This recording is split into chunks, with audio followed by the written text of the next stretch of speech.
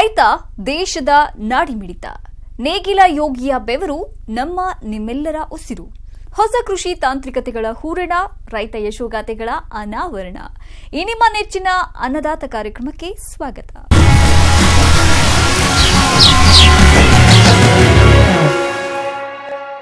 ಹೈನುಗಾರಿಕೆ ಇದೊಂದು ಲಾಭ ತರುವಂತ ಉದ್ಯಮ. ಇದರಲ್ಲಿ ನಿರೀಕ್ಷಿತ ಪ್ರಮಾಣದ ಹಾಲನ್ನ ಪಡಿಬೇಕಾದ್ರೆ ಹೈನು ರಾಸುಗಳ ಆರೋಗ್ಯದ ಕಡೆ ಹೆಚ್ಚಾದ ಗಮನ ಕೊಡಲೇಬೇಕು ಮತ್ತು ಅವುಗಳು ಯಾವುದೇ ಮಾನಸಿಕ ಹಿಂಸೆಗೆ ಒಳಗಾಗದ ಹಾಗೆ ನೋಡಿಕೊಳ್ಳಬೇಕು.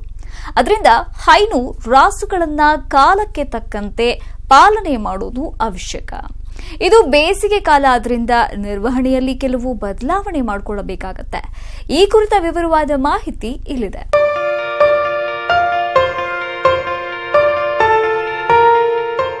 ಬೇಸಿಗೆ ಬಂತಂದ್ರೆ ಪಶುಪಾಲಕರು ಹೆಚ್ಚು ಜಾಗರೂಕರಾಗಿರಬೇಕು. ಅದರಲ್ಲೂ ಹೈನುಗಾರಿಕೆ ಮಾಡುವಂತವರು ರಾಸುಗಳ ಪಾಲನೆಯಲ್ಲಿ ಆದಷ್ಟು ಎಚ್ಚರಿಕೆ ವಹಿಸಬೇಕಾಗತ್ತೆ. ಯಾಕೆಂದ್ರೆ ಬಿಸಿಲಿನ ಝಳಕ್ಕೆ ರಾಸುಗಳು ಮಾನಸಿಕ ಹಿಂಸೆ ಅನುಭವಿಸೋದ್ರಿಂದ ಹಾಲಿನ ಪ್ರಮಾಣದಲ್ಲಿ ಏರುಪೇರಾಗೋದು ಸಾಮಾನ್ಯ. ಆದ್ದರಿಂದ ರಾಸುಗಳ ನಿರ್ವಹಣೆಯಲ್ಲಿ ಕೆಲವು ಬದಲಾವಣೆ ಮಾಡುವುದು ಬಹುಮುಖ್ಯ.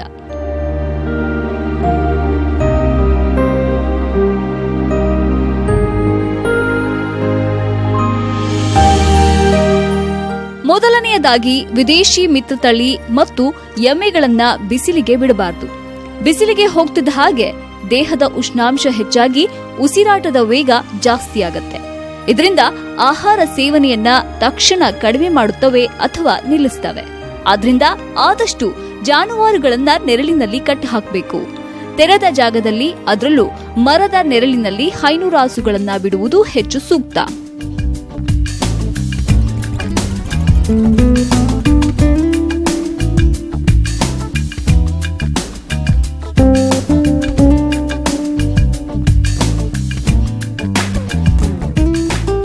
ಇನ್ನು ಕೊಟ್ಟಿಗೆಯಲ್ಲಾದ್ರೆ ಬಾಗಿಲು ಮತ್ತು ಕಿಟಕಿಗಳನ್ನ ಸದಾಕಾಲ ತೆರೆದಿಡಬೇಕು ಮತ್ತು ಕೊಟ್ಟಿಗೆಯ ಮೇಲ್ಛಾವಣಿ ಸಾಕಷ್ಟು ಎತ್ತರದಲ್ಲಿದ್ರೆ ಒಳ್ಳೆಯದು. ಇದರಿಂದ ಬಿಸಿಲಿನ ತಾಪ ನೇರವಾಗಿ ಜಾನುವಾರುಗಳ ಮೈಯನ್ನ ತಟ್ಟೋದಿಲ್ಲ. ಒಂದು ವೇಳೆ ಮೇಲ್ಛಾವಣಿ ಎತ್ತರ ಇಲ್ಲದಿದ್ದ ಪಕ್ಷದಲ್ಲಿ ಸೋಗೆಯಿಂದ ಹೊದಿಕೆ ಮಾಡಬೇಕು. ತೆಂಗಿನ ಗರಿ ಅಥವಾ ತಾಳೆಗರಿ ಅಥವಾ ಕಬ್ಬಿನ ರವದಿಯ ಹೊದಿಕೆ ಹಾಕೋದ್ರಿಂದ ಕೊಟ್ಟಿಗೆಯಲ್ಲಿ ಉಷ್ಣಾಂಶ ಕಡಿಮೆಯಾಗತ್ತೆ.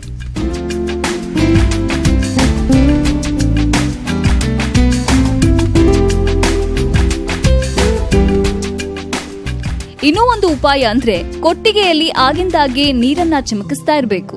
ಜೊತೆಗೆ ಗೋಣಿ ಚೀಲ ಅಥವಾ ಬಟ್ಟೆಯನ್ನ ಒದ್ದೆ ಮಾಡಿ ತೂಗು ಹಾಕಬೇಕು.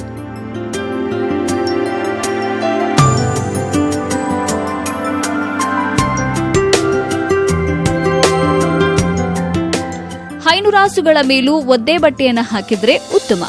ಇದರಿಂದ ಅವುಗಳ ದೇಹದ ಉಷ್ಣಾಂಶವನ್ನ ಕಡಿಮೆ ಮಾಡಬಹುದು.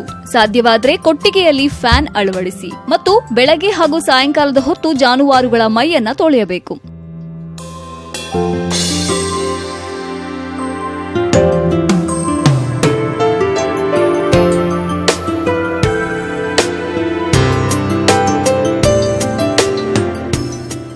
ಬೇಸಿಗೆಯಲ್ಲಿ ಹೈನುರಾಸುಗಳನ್ನ ಹೀಟ್ ಸ್ಟ್ರೆಸ್ನಿಂದ ಹೇಗೆ ರಕ್ಷಣೆ ಮಾಡಬೇಕು ಅಂದ್ರೆ ತಂಪಾದ ನೀರು ಸಿಗುವ ಹಾಗೆ ನೋಡಿಕೊಳ್ಳಿ.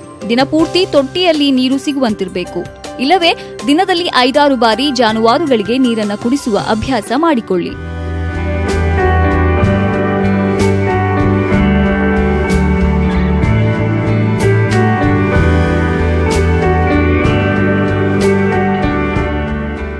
ಆಹಾರ ನಿರ್ವಹಣೆ ಬಗ್ಗೆ ಹೇಳುವುದಾದ್ರೆ, ಸಾಮಾನ್ಯವಾಗಿ ಬೇಸಿಗೆಯ ದಿನಗಳಲ್ಲಿ ಬೆಳಗ್ಗೆ 10 ರಿಂದ ಸಾಯಂಕಾಲ 4 ಗಂಟೆಯವರೆಗೆ ಉಷ್ಣಾಂಶ ಹೆಚ್ಚಿರೋದ್ರಿಂದ ಆ ವೇಳೆ ಜೀರ್ಣಶಕ್ತಿ ಜಾನುವಾರುಗಳಲ್ಲಿ ಕಡಿಮೆಯಾಗಿರುತ್ತೆ.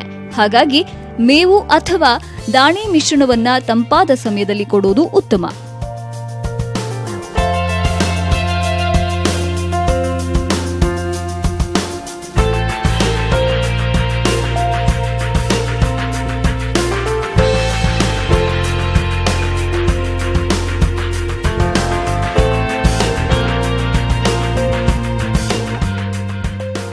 ವಿಶೇಷವಾಗಿ ಎಮ್ಮೆ ಸಾಕಾಣಿಕೆ ಮಾಡುವಂತವರು ಬೇಸಿಗೆ ದಿನಗಳಲ್ಲಿ ಎಮ್ಮೆಗಳನ್ನ ನೀರಿನ ಹೊಂಡಗಳಲ್ಲಿ ಬಿಡೋದ್ರಿಂದ ಅವುಗಳ ದೇಹದ ಉಷ್ಣಾಂಶ ಕಡಿಮೆಯಾಗಿ ಆರೋಗ್ಯದಿಂದಿರ್ತವೆ. ಬೇಸಿಗೆಯಲ್ಲಿ ಉಷ್ಣಾಂಶದ ಒತ್ತಡದಿಂದಾಗಿ ಎಮ್ಮೆಗಳು ಬೆದೆಗೆ ಬರುವುದು ತುಂಬಾ ಕಡಿಮೆ ಮತ್ತು ಬೆದೆಗೆ ಬಂದರೂ ಲಕ್ಷಣಗಳನ್ನು ತೋರಿಸುವುದಿಲ್ಲ. ಇದನ್ನ ತಡೆಗಟ್ಟೋಕೆ ಎಮ್ಮೆಗಳನ್ನ ನೀರಿನ ಹೊಂಡಗಳಲ್ಲಿ ಬಿಡುವಂಥದ್ದು ಅಥವಾ ಆಗಿಂದಾಗೆ ಎಮ್ಮೆಗಳ ಮೈ ಮೇಲೆ ನೀರನ್ನ ಸಿಂಪಡಿಸುವುದು ಉತ್ತಮ. ಇದಲ್ಲದೆ ಎಲ್ಲಾ ಜಾನುವಾರುಗಳಿಗೆ ಪ್ರತಿನಿತ್ಯ ಪೌಷ್ಟಿಕ ಆಹಾರದ ಜೊತೆಗೆ ಅಡಿಗೆ ಸೋಡಾವನ್ನ ಮಿಶ್ರಣ ಮಾಡಿ ಕೊಡೋದ್ರಿಂದ ಉಷ್ಣಾಂಶದ ಒತ್ತಡವನ್ನ ಸ್ವಲ್ಪ ಮಟ್ಟಿಗೆ ಕಡಿಮೆ ಮಾಡಬಹುದು ಮತ್ತು ಇದರಿಂದ ಜೀರ್ಣಶಕ್ತಿ ಉತ್ತಮಗೊಳ್ಳುವುದು.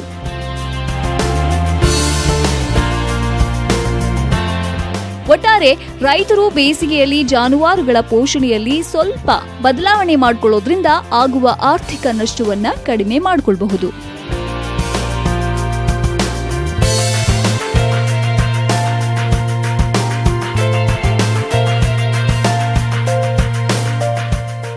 ಹೈಟೆಕ್ ತೋಟಗಾರಿಕೆಯಲ್ಲಿ ಅಂದ್ರೆ ಸಂರಕ್ಷಿತ ವಾತಾವರಣದಲ್ಲಿ ಹೆಚ್ಚಾಗಿ ಗುಲಾಬಿ, ಜರ್ಬೆರಾ ಮತ್ತು ಕಾರ್ನೇಷನ್ ನಂತಹ ಹೂವಿನ ಬೇಸಾಯವನ್ನ ನೋಡ್ತೀವಿ.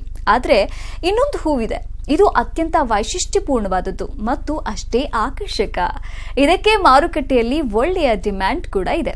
ಹೌದು, ನಾವು ಹೇಳ್ತಾ ಇರೋದು ಆರ್ಕಿಡ್ ಬಗ್ಗೆ. ಕೆಲವು ವಿಶೇಷತೆಯಿಂದ ಕೂಡಿದ ಈ ಆರ್ಕಿಡ್ ಕೃಷಿಯ ಕಂಪ್ಲೀಟ್ ಡೀಟೇಲ್ಸ್ ಇಲ್ಲಿದೆ.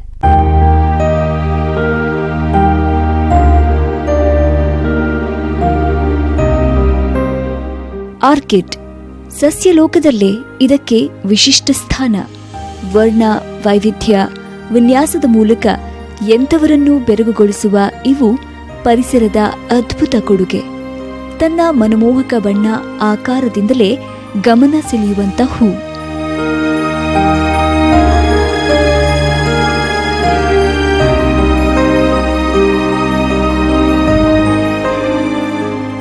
ಆರ್ಕಿಡ್ ಸಸ್ಯಗಳ ವಿಕಾಸ ಮಾರ್ಗದಲ್ಲಿ ಅತ್ಯಂತ ಮುಂದುವರೆದ ಹೂಗಳ ಕುಲವೆಂದು ಗುರುತಿಸಲಾಗಿದ್ದು, ಇವು ವಿವಿಧ ರೂಪದಲ್ಲಿ ಬದುಕುತ್ತವೆ. ಇದರಲ್ಲಿ ಹೆಚ್ಚಿನವು ಮರವಾಸಿಗಳೇ. ನೈಸರ್ಗಿಕ ಕಾಡಿನಲ್ಲಿ ಮಣ್ಣಿನ ಸಂಪರ್ಕವಿಲ್ಲದೆ ಮರದ ಟೊಂಗೆಗೆ ಅಂಟಿಕೊಂಡು ಬೆಳೆಯುವ ಈ ಹೂವಿಗೆ ಗಾಳಿಯಲ್ಲಿನ ತೇವಾಂಶ ಮತ್ತು ಪೋಷಕಾಂಶಗಳೇ ಆಧಾರ. ಜಗತ್ತಿನಾದ್ಯಂತ ಸಾವಿರಾರು ಬಗೆಯ ಆರ್ಕಿಡ್ಗಳು ಕಂಡುಬರುತ್ತವೆ.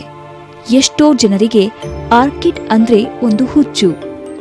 ಇವುಗಳನ್ನ ಸಂಗ್ರಹ ಮಾಡುವವರೂ ಇದ್ದಾರೆ. ಎಷ್ಟೋ ಕ್ಲಬ್ಗಳು ಈ ಹೂವಿಗೋಸ್ಕರ ತಲೆ ಎತ್ತಿವೆ.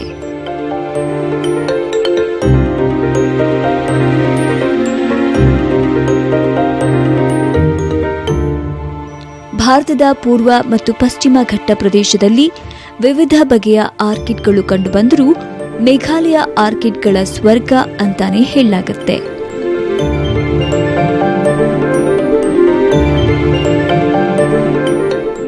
ಇಂತಹ ಒಂದು ಹೂವು ಇಂದು ವಾಣಿಜ್ಯ ರೂಪ ಪಡೆದಿದೆ.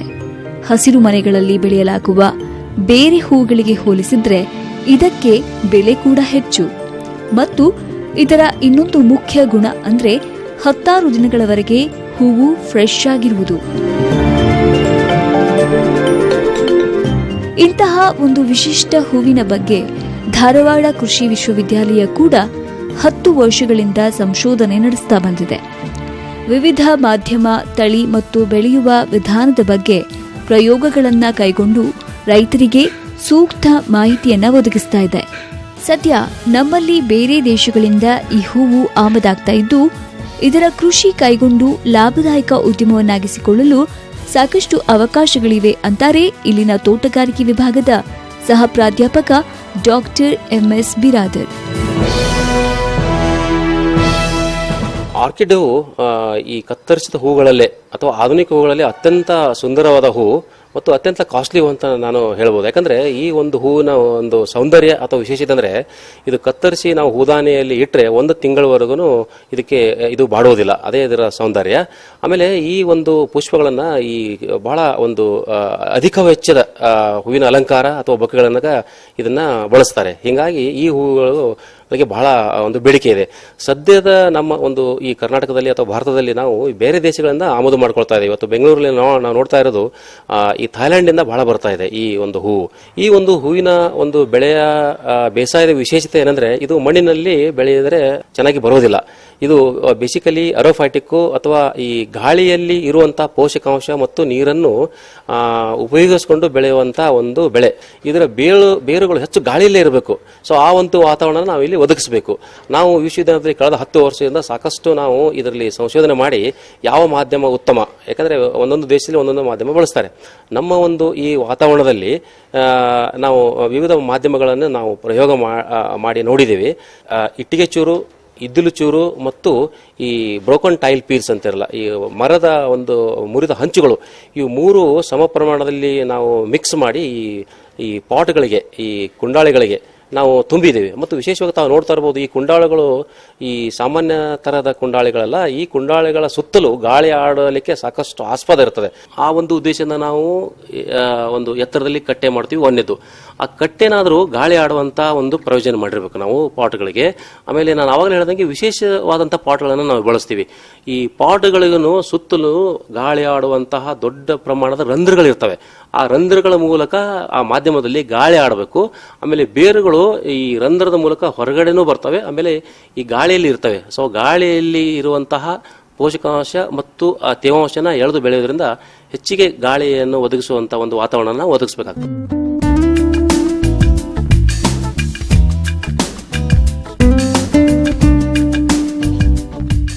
ಇನ್ನು ಆರ್ಕಿಡ್ಗಳಲ್ಲಿ 10 ಸುಧಾರಿತ ತಳಿಗಳು ಉಂಟು. ಕತ್ತರಿಸಿದ ಹೂವುಗಳಿಗಾಗಿ ಡೆಂಡ್ರೋಬಿಯಂ ಅನ್ನೋ ತಳಿ ಹೆಚ್ಚು ಸೂಕ್ತ ಅಂತ ಕಂಡುಬಂದಿದೆ. ಇದು ನೋಡಲು ಆಕರ್ಷಕವಾಗಿದ್ದು ಹೆಚ್ಚು ದಿನಗಳವರೆಗೆ ಬಾಡದೇ ಇರುತ್ತೆ. ಸಾಮಾನ್ಯವಾಗಿ ಸಸಿಗಳನ್ನ ಅಂಗಾಂಶ ಕೃಷಿ ತಂತ್ರಜ್ಞಾನದ ಮೂಲಕ ಉತ್ಪಾದನೆ ಮಾಡಲಾಗ್ತಾ ಇತ್ತು. ರೈತರು ಈ ತಳಿಯನ್ನ ಆಯ್ದುಕೊಂಡು ಬೇಸಾಯ ಮಾಡಬಹುದು ಅಂತಾರೆ ತಜ್ಞರು.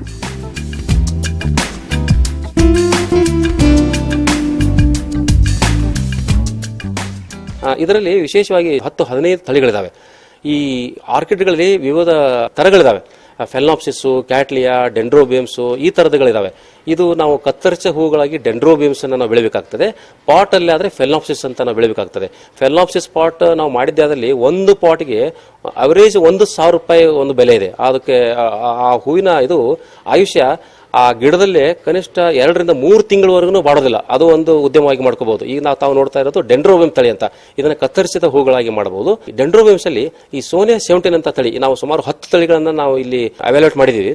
ಅದರಲ್ಲಿ ಈ ಸೋನಿಯಾ 17 ಈ ತಳಿ ಉತ್ತಮ ತಳಿ ಅಂತ ನಾವು ತಿಳಿದು ಬಂದಿದೆ. ಅಂದ್ರೆ ಇದ್ರದ್ದು attractive colour purple white mix colour ಇದೆ. ಅದರ ಜೊತೆಗೆ ಮತ್ತೆ ಇದ್ರದ್ದು ಶೆಲ್ಫ್ ಲೈಫ್ ಅಂತ ಹೇಳ್ತಲ್ಲ ಜಾಸ್ತಿ ಇದೆ. ಅದರಿಂದ ಸೋನಿಯಾ 17 ತಳಿ ಉತ್ತಮ ಅಂತ ನಾನು ಹೇಳ್ತೇನೆ.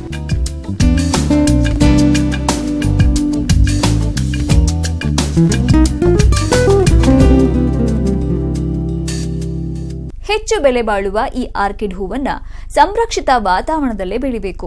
ಇದರ ಆಯುಷ್ಯ ಕೂಡ ಹೆಚ್ಚು. ಇದಕ್ಕೆ ಕೊಡುವಂತಹ ಪೋಷಕಾಂಶಗಳು ಕೂಡ ಅಷ್ಟೇ ಮುಖ್ಯವಾಗುತ್ತೆ. 4-5 ತಿಂಗಳಿನಿಂದಲೇ ಹೂಗಳು ಪ್ರಾರಂಭವಾಗುವ ಈ ಬೆಳೆಯಲ್ಲಿ ಉತ್ತಮ ಲಾಭ ಪಡೆಯೋಕೆ ಸಾಧ್ಯ ಇದೆ ಅಂತ ಹೇಳ್ತಾರೆ ತಜ್ಞರು.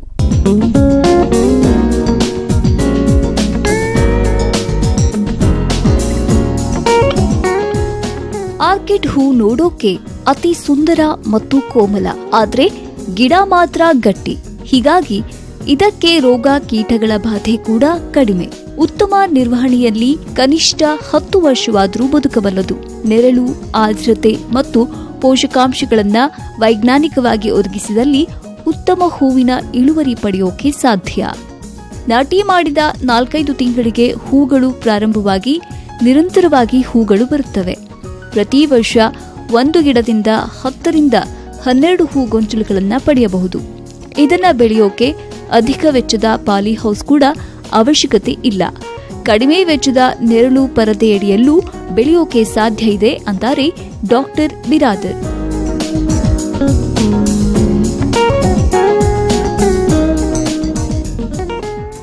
ಬೇರೆ ಬೆಳೆಗಳಿಗೆ ಕಂಪೇರ್ ಮಾಡಿದ್ರೆ ರೋಗ ಕೀಟ ರುಜಿನ ಬಹಳ ಕಡಿಮೆ ಇದರಲ್ಲಿ, ಬಹಳ ಒಂದು ಹಾರ್ಡಿ ಕ್ರಾಪ್ ಅಂತ ಹೇಳ್ಬೋದು. ಮತ್ತು ಇದ್ರ ಸಸ್ಯೋತ್ಪಾದನೆ ನಾವು ಕಮರ್ಷಿಯಲ್ ಆಗಿ ಅಂಗಾಂಶ ಕೃಷಿ, ಈ ತಾವುಗಳು ಜನರಲ್ ಆಗಿ ಬಾಳೆಗಳಲ್ಲಿ ಹೆಂಗೆ ಟಿಶ್ಯೂ ಕಲ್ಚರ್ ಪ್ಲಾಂಟ್ಸ್ ತರ್ತಿರಲ್ಲ ಆ ಥರ ಇದರಲ್ಲೂ ಅಂಗಾಂಶ ಕೃಷಿ ಟಿಶ್ಯೂ ಕಲ್ಚರ್ ಪ್ಲಾಂಟ್ಸ್ಗಳನ್ನು ನಾವು ಇಲ್ಲಿ ಬೆಳೆಸಬೇಕಾಗ್ತದೆ. ನಾವು ನಾಟಿ ಮಾಡಿದ ಅಥವಾ ಹಾಕಿದ 4 ರಿಂದ 5 ತಿಂಗಳಿಗೆ ಇದು ಹೂ ಕೊಡಲಿಕ್ಕೆ ಶುರು ಮಾಡ್ತದೆ. ಒಂದು ಸರಿ ಶುರು ಆದರೆ ನಿರಂತರವಾಗಿ ಹೂಗಳು ಬರ್ತಾ ಇರ್ತವೆ. ಕನಿಷ್ಠ ವರ್ಷಕ್ಕೆ 10 ರಿಂದ 12 ಈ ಥರ ಟೊಂಗೆಗಳು ಬರ್ತವೆ. ಕಂಪ್ಲೀಟ್ ನಾವು ಟೊಂಗೆಗಳಂತ ಗೊಂಚಲು ಅಂತ ಹೇಳ್ತೀವಿ, ಆ ಥರ ಗೊಂಚಲುಗಳನ್ನು ನಾವು ತೆಗಿಬಹುದು. ಒಂದ್ಸರಿ ಶುರು ಆದರೆ ನಾವು 10-15 ವರ್ಷ ಒಂದು ಬಹುವಾರ್ಷಿಕ ಬೆಳೆ ಅಂತ ನಾವು ಹೇಳ್ಬೋದು. ಸೊ ಹಿಂಗಾಗಿ ಇದ್ರದ್ದು ಮೇಂಟೆನೆನ್ಸು ಭಾಳ ಈಸಿ. ಒಂದೇನಪ್ಪ ಅಂದರೆ ವಾತಾವರಣ ಭಾಳ ಮುಖ್ಯ. ಇದಕ್ಕೆ ನೆರಳು ಬೇಕು. ನಾವು ಕಾಡಿನಲ್ಲಿ ತಮಗೆ ಗೊತ್ತಿದ್ದಂಗೆ ನೆರಳು ಇರ್ತದೆ ಜಾಸ್ತಿ, ಆರ್ದ್ರತೆ ಜಾಸ್ತಿ ಇರಬೇಕು, ನೆರಳಿರಬೇಕು, ಆಮೇಲೆ ಬೇರುಗಳು ಗಾಳಿಲಿರಬೇಕು. ಪೋಷಕಾಂಶಗಳನ್ನು ನಾವು ಈ ಸಾಮಾನ್ಯ ಪದ್ಧತಿಯಲ್ಲಿ ಹನಿ ನೀರಾವರಿ ಮೂಲಕ ಕೊಡ್ತೀವಿ. ಆದರೆ ಇಲ್ಲಿ ಹಾಗೆ ಕೊಡಲಿಕ್ಕೆ ಆಗೋದಿಲ್ಲ. ಇಲ್ಲಿ ನಾವು ಮಾಧ್ಯಮ ಬಸಿದು ಹೋಗುವಂಥ ಮಾಧ್ಯಮ ಇರೋದ್ರಿಂದ ನಾವು ಸ್ವಲ್ಪ ಪ್ರಮಾಣದಲ್ಲಿ ಬಹಳ ಕಡಿಮೆ ಅವಧಿಯಲ್ಲಿ ನಾವು ಫರ್ಟಿಗೇಷನ್ ಮಾಡಬೇಕಾಗುತ್ತೆ. ಥ್ರೂ ಜೆಟ್ಸು ಅಥವಾ ಸ್ಪ್ರಿಂಕ್ಲರ್ಸ್ ಮೂಲಕ ನಾವು ಒಂದು 10 ಸೆಕೆಂಡ್ ಮಾತ್ರ ನಾವು ಈ ಪೋಷಕಾಂಶ ಯುಕ್ತ ನೀರನ್ನ ಫರ್ಟಿಗೇಷನ್ ಮಾಡಬೇಕು. ದಿವಸಕ್ಕೆ 2 ಸಲ ಅಥವಾ 3 ಸಲ ಮಾಡಿದ್ರೆ ಇದಕ್ಕೆ ಉತ್ತಮ. ಮತ್ತು ಇದಕ್ಕೆ ಪೋಷಕಾಂಶಗಳು ಹೇಗಪ್ಪ ಅಂದರೆ ಇದಕ್ಕೆ ಹೆಚ್ಚಿನ ಪ್ರಮಾಣದಲ್ಲಿ ಫಾಸ್ಫರಸ್ ಬೇಕು. ಈ ನೀರಲ್ಲಿ ಕರಗುವಂಥ ಗೊಬ್ಬರ 12-61-0 ಅಂತ ಬರ್ತದೆ. ಅದು 1 ಲೀಟರ್ಗೆ 10 ಗ್ರಾಮು, 19-19-19 1 ಲೀಟರ್ಗೆ 10 ಗ್ರಾಮು ಹಾಕಿ ನಾವು ದಿವಸ ಮಾಡಿದ್ರೆ ತುಂಬ ಉತ್ತಮ. ಈಗ ನಾವು ಬೆಳೀತಾ ಇರೋದು ಈಗ ಒಂದು ಅಧಿಕ ವೆಚ್ಚದ ಒಂದು ಹಸಿರು ಮನೆಯಲ್ಲಿ ಬೆಳೀತಾ ಇದ್ದೀವಿ. ಇದು ನಾವು ಯೂನಿವರ್ಸಿಟಿಯಲ್ಲಿ ಎಲ್ಲ ಥರ ಇರಬೇಕು ಅಂತ ನಾವು ತೋರಿಸಿದ್ದೀವಿ ಫ್ಯಾನ್ ಆ್ಯಂಡ್ ಪ್ಯಾಡ್ ಸಿಸ್ಟಮ್ ಪಾಲಿಹೌಸಲ್ಲಿ. ಇದನ್ನು ಇನ್ನೂ ಖರ್ಚು ಕಡಿಮೆ ಮಾಡಿನೂ ಬೆಳೀಲಿಕ್ಕೆ ಶಕ್ಯ ಇದೆ. ಅದನ್ನು ನಾವು 75% ಕಪ್ಪು ಬಣ್ಣದ ನೆರಳು ಪರದೆ ಅಡಿಯಲ್ಲಿ ಮಿಸ್ಟಿಂಗ್ ಪದ್ಧತಿ ಮಾಡಿದ್ದೆ, ಅದರಲ್ಲಿ ಖರ್ಚು ಕಡಿಮೆ ಆಗ್ತದೆ. ಬೆಂಚ್ ಸಿಸ್ಟಮ್ ಮಾಡಿದೀವಿ, ಇಷ್ಟೊಂದು ಖರ್ಚು ಮಾಡೋ ಅವಶ್ಯಕತೆ ಇಲ್ಲ. ಕೆಲವೊಬ್ಬರು ಈಗಾಗಲೇ ರೈತರು ಏನು ಮಾಡಿದ್ದಾರೆ, 4 ಅಡಿ ಎತ್ತರದಲ್ಲಿ ಕಂಬಗಳನ್ನು ಹಾಕಿ ಒಂದು ಜಾಳಿಗೆಯಲ್ಲಿ ನಾನು ಮಾಧ್ಯಮ ಹೇಳಿದೆ, ಈ ಮಾಧ್ಯಮದಲ್ಲಿ ಇನ್ನೊಂದು ಮಾಧ್ಯಮದಲ್ಲಿ ನಾವು ಬೆಳಿಬೋದು. ಈ ತೆಂಗಿನಕಾಯಿ ಸಿಪ್ಪೆಯನ್ನು ನಾವು ತುಣುಕುಗಳನ್ನು ಮಾಡಿ 1 ಅಡಿ ಅಷ್ಟು ಎತ್ತರಕ್ಕೆ ಹಾಕಿ ಸಸಿಗಳನ್ನು ಹಾಕಿ ಆ ಒಂದು ಪದ್ಧತಿಯಲ್ಲಿನೂ ನಾವು ಒಂದು ಕಡಿಮೆ ವೆಚ್ಚದಲ್ಲಿ ಬೇಸಾಯ ಇದು ಮಾಡಲಿಕ್ಕೂ ಸಾಧ್ಯತೆಗಳಿದೆ. ಇನ್ನು ಖರ್ಚು ವೆಚ್ಚ, ಇದನ್ನ ಪಾಲಿಹೌಸ್ಗಳಲ್ಲಿ ಬೆಳೆಯೋದಾದ್ರೆ ಹೆಚ್ಚು ಬಂಡವಾಳ ಬೇಕಾಗುತ್ತೆ. ಪ್ರಸ್ತುತ ಕೃಷಿ ಭಾಗ್ಯ ಯೋಜನೆಯಡಿ ಪಾಲಿಹೌಸ್ ನಿರ್ಮಾಣಕ್ಕೆ ಸಬ್ಸಿಡಿ ದೊರೀತಾ ಇದ್ದು ರೈತರು ಅದರ ಪ್ರಯೋಜನ ಪಡೆದುಕೊಳ್ಳಬಹುದು. ಖರ್ಚು ಹೆಚ್ಚಾಗುತ್ತೆ ಅನ್ನುವವರು ಕಪ್ಪು ಶೇಡ್ ನೆಟ್ ಅಡಿಯಲ್ಲಿ ಇದರ ಕೃಷಿ ಮಾಡಬಹುದು. ಆದ್ರೆ ಇಲ್ಲಿ ಇಳುವರಿಯಲ್ಲಿ ಸ್ವಲ್ಪ ವ್ಯತ್ಯಾಸವಾಗಬಹುದು ಅಷ್ಟೇ. ಆಮೇಲೆ ಹೂವಿನ ಬೆಲೆ ವರ್ಷ ಪೂರ್ತಿ ಒಂದೇ ಇರುವುದಿಲ್ಲ.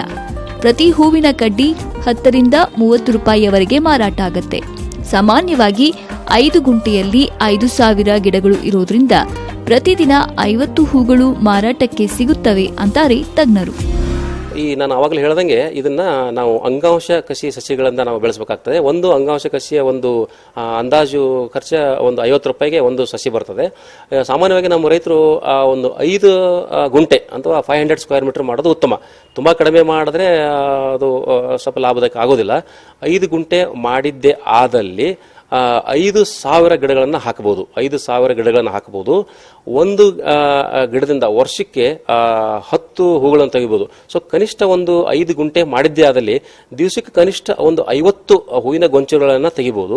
ಈ ಸದ್ಯದ ಮಾರುಕಟ್ಟೆ ರೈತರಿಂದ 20 ರಿಂದ 30 ರೂಪಾಯಿಗೆ ಒಂದು ಗೊಂಚಲ ಇದೆ. ಅಂದ್ರೆ ಅದನ್ನು ಹಾರ್ವೆಸ್ಟ್ ಮಾಡುವ ಒಂದು ಪದ್ಧತಿನ ಒಂದು ವಿಶೇಷವಾಗಿದೆ. ಈ ಒಂದು ಗೊಂಚಲದಲ್ಲಿ ಒಂದು ಸುಮಾರು 5 ರಿಂದ 6 ಮೊಗ್ಗುಗಳು, ಮೇಲೆ ಮೊಗ್ಗುಗಳು ಓಪನ್ ಆಗಿರಬಾರ್ದು. ಅಂಥವು ನಾವು ವಿಶೇಷವಾದ ಪ್ಯಾಕ್ಗಳಲ್ಲಿ ಮಾಡಿ ಕಳಿಸಬೇಕಾಗ್ತದೆ. 20 ರಿಂದ 30 ರೂಪಾಯಿಗೆ ಒಂದು ಗೊಂಚಲು ಸಿಗ್ತದೆ. 500 ಒಂದು ದಿವಸಕ್ಕೆ ಒಂದು 50 ಒಂದು ಇದು ಮಾಡಿದಲ್ಲಿ 1,000 ದಿವಸಕ್ಕೆ 1,000ದಿಂದ 2,000 ಒಂದು ಆದಾಯ ತೆಗಿಲಿಕ್ಕೆ ಸಾಧ್ಯತೆ ಇದೆ. ವಿಶೇಷವಾಗಿ ಇದಕ್ಕೆ ಬಹಳ ಮಾರುಕಟ್ಟೆ ಇದೆ. ಇದನ್ನು ನಾನು ಅವಾಗಲೇ ಹೇಳ್ದಂಗೆ ಒಂದು ವಿಶೇಷವಾದ ಅಲಂಕಾರಕ್ಕೆ ಮತ್ತು ಈ ಬೊಕ್ಕೆಗಳನ್ನು ತಯಾರು ಮಾಡಲಿಕ್ಕೆ ಬಳಸ್ತಾ ಇದ್ದಾರೆ ಮಾರ್ಕೆಟಲ್ಲಿ.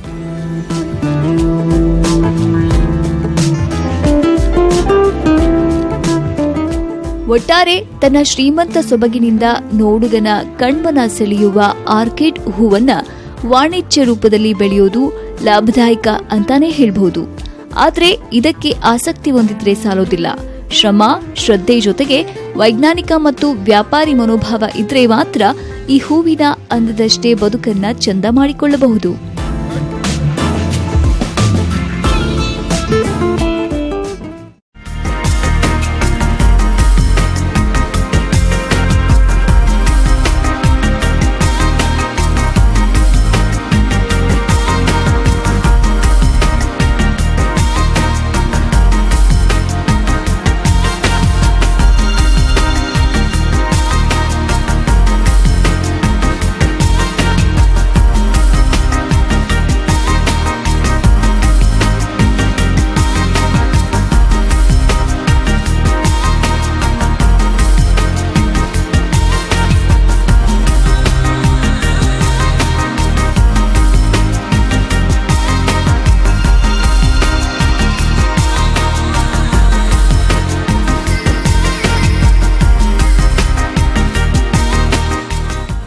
ರೈತ ಬಾಂಧವರೇ, ಇಂದಿನ ಅನ್ನದಾತ ಕಾರ್ಯಕ್ರಮ ನಿಮ್ಮೆಲ್ಲರಿಗೂ ಇಷ್ಟ ಆಯ್ತು ಅಂತ ಅನ್ಕೊಳ್ತೀವಿ. ಮತ್ತಷ್ಟು ಮಾಹಿತಿಗಳೊಂದಿಗೆ ನಾಳೆಯ ಅನ್ನದಾತ ಕಾರ್ಯಕ್ರಮದಲ್ಲಿ ಭೇಟಿಯಾಗೋಣ. ನೋಡ್ತಾ ಇರಿ News 18 ಕನ್ನಡ, ಜಾಲ ನಮ್ಮದು, ಬಲ ನಿಮ್ಮದು.